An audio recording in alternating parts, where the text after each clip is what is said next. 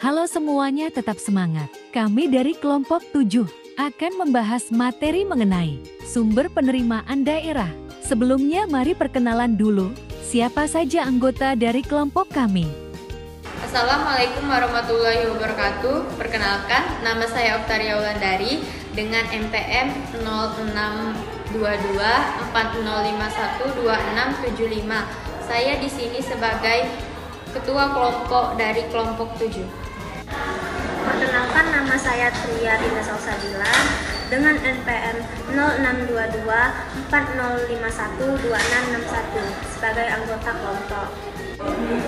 Perkenalkan, nama saya Susana Runarki dengan NPM 062240512664 selaku anggota kelompok.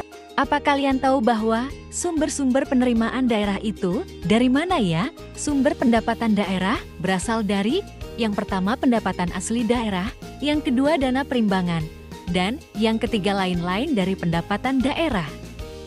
Pendapatan asli daerah terbagi menjadi 4 bagian. Yang pertama pajak daerah, yang kedua retribusi daerah, yang ketiga adalah hasil pengelolaan kekayaan dari daerah yang telah dipisahkan, dan yang terakhir yaitu pendapatan asli daerah dengan sumber lain-lain yang sah. Di sini tetap semangat tidak ya? Apakah kalian ada yang tahu apa saja yang dimaksud dengan pendapatan asli daerah, pajak daerah, serta yang terakhir retribusi daerah? Sebelumnya terdapat pendapatan asli daerah adalah bagian dari suatu pendapatan daerah yang bersumber dari potensi daerah itu sendiri dengan dipungut berdasarkan peraturan daerah tersebut sesuai dengan peraturan perundang-undangan yang telah berlaku. Selanjutnya pajak daerah merupakan kontribusi wajib kepada daerah otonom yang terhutang oleh orang pribadi atau badan yang bersifat memaksa dengan undang-undang serta tidak mendapatkan imbalan secara langsung. Yang ketiga adalah retribusi daerah. Nah, di sini retribusi daerah adalah pungutan daerah sebagai pembayaran atas jasa tertentu yang telah disediakan oleh pemerintah daerah untuk suatu badan di daerah tersebut. Nah guys, di sini retribusi terbagi menjadi 3 bagian. Yang pertama ada retribusi jasa khusus, yang kedua ada retribusi jasa usaha, dan yang ketiga ada retribusi jasa tertentu. Semangat terus guys! Selanjutnya penjelasan mengenai jenis-jenis retribusi tadi. Yang pertama retribusi jasa umum merupakan retribusi yang diberikan pemerintah daerah untuk kepentingan umum.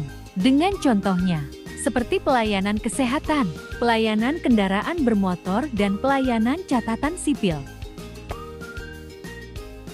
Yang kedua ada retribusi jasa usaha. Retribusi jasa usaha adalah jasa yang telah disediakan pemerintah dengan menganut prinsip komersial terhadap sektor swasta. Contoh yang dapat kita temui yaitu pasar grosir, tempat penginapan, dan terminal.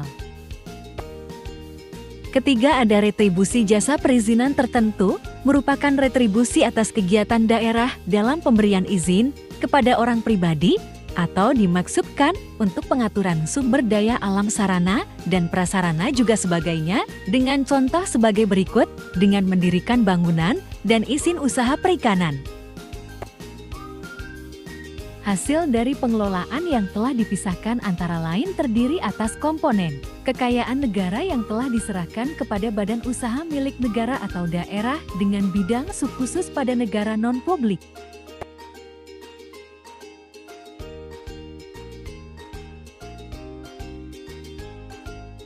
Pendapatan asli daerah atau PAD berasal dari kegiatan yang mencakup atas. Pertama, hasil dari penjualan kekayaan daerah yang tidak dapat dipisahkan. Kedua, ada pendapatan bunga. Yang ketiga adalah jasa giro terhadap penyimpanan uang anggaran pendapatan dan belanja daerah pada sebuah bank pemerintah. Dan terakhir, keuntungan nilai selisih tukar rupiah terhadap uang mata asing.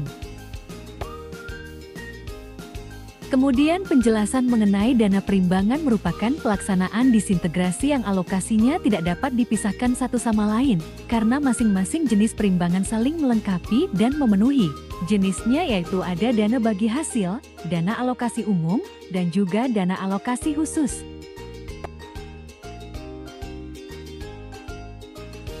Jadi guys, jenis dari dana perimbangan tadi meliputi yang pertama dana bagi hasil terdiri dari pajak bumi dan bangunan serta pajak penghasilan.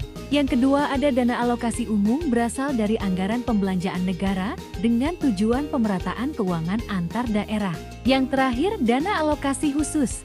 Dana alokasi khusus dipergunakan untuk mendanai kegiatan khusus sesuai dengan urusan dan fungsi dari anggaran pendapatan dan belanja daerah.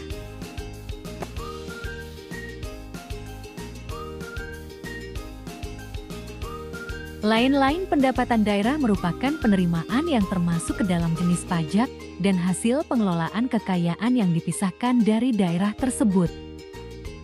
Terakhir, pinjaman daerah adalah suatu pinjaman dari daerah tertentu dengan diterima dalam bentuk uang ataupun barang atas nilai tertentu dan bisa didapatkan dari pihak swasta, pihak daerah, serta juga pihak pusat. Nah guys, itulah materi kami.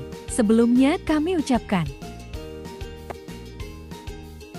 ada pengrajin menumbuk besi, kawat dirakit untuk pondasi. Mohon izin menutup video presentasi. Moga nanti dapat diapresiasi. Thank you.